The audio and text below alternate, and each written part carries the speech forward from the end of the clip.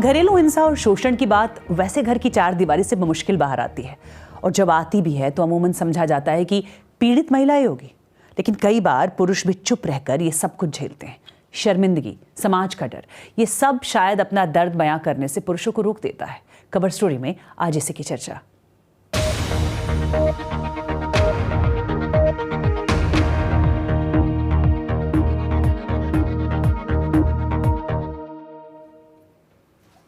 घरेलू दुर्व्यवहार के पीड़ितों की मदद करने वाली एक संस्था मैनकाइंड के मुताबिक ब्रिटेन में घरेलू दुर्व्यवहार के हर 3 पीड़ितों में से एक पुरुष है, और वहां ये मुद्दा बड़ा बन रहा है। इससे निपटने के लिए ब्रैडफोर्ड में एक नई सेवा शुरू की गई है, जो खास तौर पर घरेलू दुर्व्यवहार के पीड़ित दक्षिण एशियाई पुरुषों के लिए है। देखिए BBC संवाददाता गगन सबरवाल की रिपोर्ट। मैं अपनी पूर्व पत्नी के साथ 7 साल के रिश्ते में था। किसी भी दूसरे विवाह की तरह शादी का शुरुआती समय बहुत अच्छे से और शांति से बीता, लेकिन धीरे धीरे वो बदलने लगी। मैंने नोटिस किया कि वो मुझे कंट्रोल करने की कोशिश करने लगी। अगर चीजें उसके मुताबिक नहीं होती तो वो बेहद आक्रामक हो जाती थी। वो भावनात्मक रूप से, शारीरिक रूप से और यहाँ तक कि आर्थिक रूप से भी मुझे प्रताड़ित कर रही थी। 30 साल के हुसैन यूके के उन हजारों पुरुषों में से एक है जो घरेलू शोषण का शिकार हुए हैं। हुसैन उनका असली नाम नहीं है। अक्सर समझा जाता है कि घरेलू शोषण और हिंसा के मामलों में महिलाएं पीड़ित होती है, लेकिन ऐसे कई मामले सामने आए हैं जब महिलाओं के हाथों पुरुषों का शारीरिक, भावनात्मक और वित्तीय शोषण हुआ है। मैंने अपने जीवन के लगभग 7-8 सालों तक इसे झेला, लेकिन मैंने जाने का फैसला तब किया जब मुझे ये एहसास हुआ कि मेरे बच्चे के लिए इस तरह के माहौल में रहना ज्यादा हानिकारक है। किसी को अंदाजा नहीं था कि मेरे साथ ये सब हो रहा था, लेकिन जब पानी सर से ऊपर जाने लगा तब हम अलग हो गए।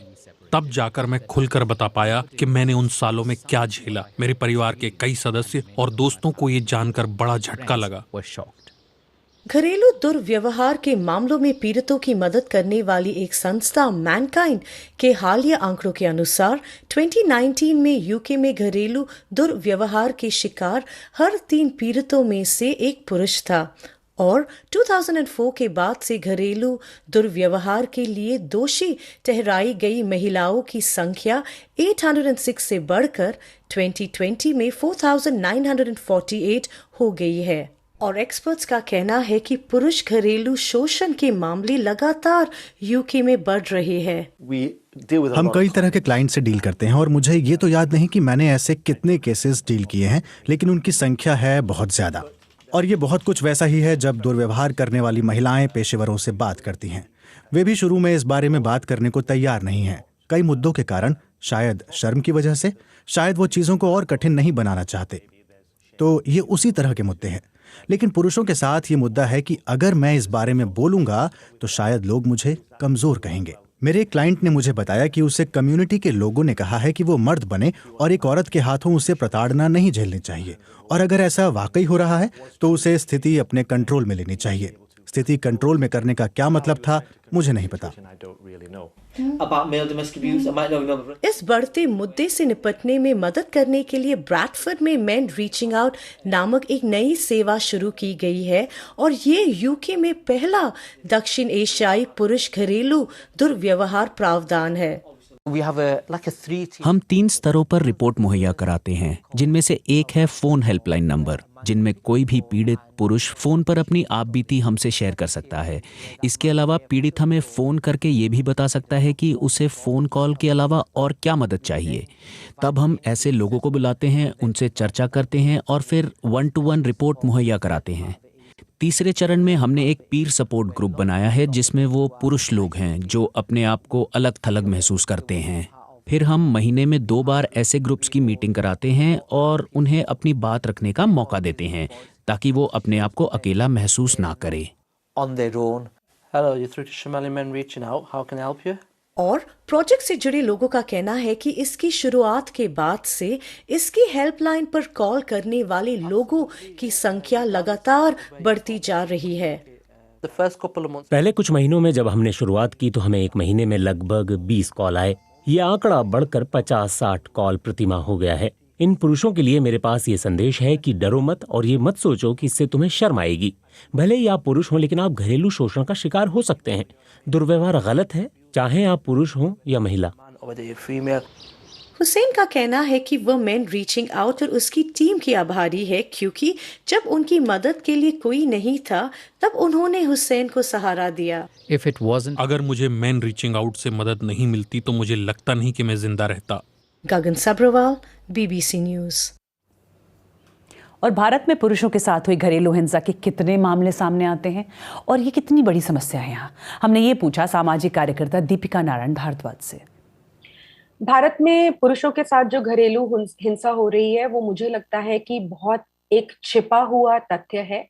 कितनी है, कितने आंकड़े हैं और कितनी ज्यादा बड़ी ये समस्या है, इसको बताना बहुत मुश्किल है, क्योंकि कानून भारत में जो घरेलू हिंसा के खिलाफ हैं वो सिर्फ महिलाओं को ये राइट देते हैं कि वो इस चीज की कंप्लेंट कर पाए, चाहे वो section 498A of Indian penal code है या फिर PWDVA है। ये सब सिर्फ महिलाओं को अधिकार देते हैं कि वो घरेलू हिंसा की शिकायत कर सके। तो आंकड़े मैं आपको इस वजह से नहीं बता पाऊंगी क्योंकि हमारे पास कानूनों की कमी है। जो नेशनल फैमिली हेल्थ सर्वे है उसमें महिलाओं से जो भी घरेलू हिंसा के पैरामीटर्स हैं उनके बारे में उनसे पूछा जाता है। वही सवाल जो है पुरुषों से नहीं किए जाते, बल्कि महिलाओं से ही पूछा जाता है कि क्या आपने अपने पति के खिलाफ कभी घरेलू हिंसा की। तो एक छोटा आंकड़ा है जहाँ पे महिलाओं ने खुद स्वीकारा कि उन्होंने अपने पति को मारा पीटा या फिर मारपीट उनके साथ पहले शुरुआत की। दिल्ली कमीशन फॉर वुमेन जो है उन्होंने बताया कि उनको जो कॉल्स आती हैं वो बहुत ज्यादा एक परसेंटेज है जो पुरुषों से आती हैं जो अपनी पत्नी से या महिलाओं से प्रताड़ित हैं। एक सामाजिक संस्था है सेव इंडियन फैमिली, उनके पास महीने में हजारों ऐसे केसेस या कॉल्स आती हैं जहां पे पुरुष ये बताते हैं कि उनके साथ घरेलू हिंसा हुई है। और अगर कोई पुरुष इस समस्या से गुजर रहा हो तो उसके पास कौन से कानूनी विकल्प मौजूद हैं, ये भी बताया दीपिका ने। देखिए, जो भारतीय दंड संहिता है, इंडियन पीनल कोड है, उसमें जो जेनेरिक सेक्शंस हैं जैसे 323 हो गया, वो जो है एक पुरुष एक महिला के खिलाफ फाइल कर सकता है अगर उसके साथ घरेलू हिंसा, बहुत ज्यादा अगर उसके साथ मारपीट हो। लेकिन मेरा तजुर्बा यही कहता है कि जब कोई पति अपनी पत्नी के खिलाफ घरेलू हिंसा की शिकायत लेकर पुलिस स्टेशन जाता है तो पहली बात तो उसकी बात को सुना नहीं जाता, दूसरी बात उसको बोला जाता है कि अगर ज्यादा तुमने बोला तो तुम्हारी पत्नी को यहाँ पर बुला के तुम्हारे ही खिलाफ शिकायत कर देंगे। और अगर वो बहुत ज्यादा लहूलुहान स्थिति में अगर पहुंचे, कभी कभार उसकी जो कंप्लेंट है जो ले ली जाती है, लेकिन पुरुषों को 100 बार घरेलू हिंसा रिपोर्ट करना के बारे में सोचना पड़ता है इंडिया में, क्योंकि मेरे तजुर्बे से यही देखा गया है कि जब कोई पुरुष घरेलू हिंसा की कंप्लेंट करता है तो उसकी पत्नी जाके 498A डोमेस्टिक वायलेंस 125 जो कि मेंटेनेंस के प्रावधान है, उल्टा उसी को जो है परपेट्रेटर बना देती है। और क्योंकि लॉज जो है बहुत विमेन फ्रेंडली है तो किसी भी पुरुष को 1000 बार सोचना पड़ता है कि वो कोई कंप्लेंट फाइल करे भी या ना करे।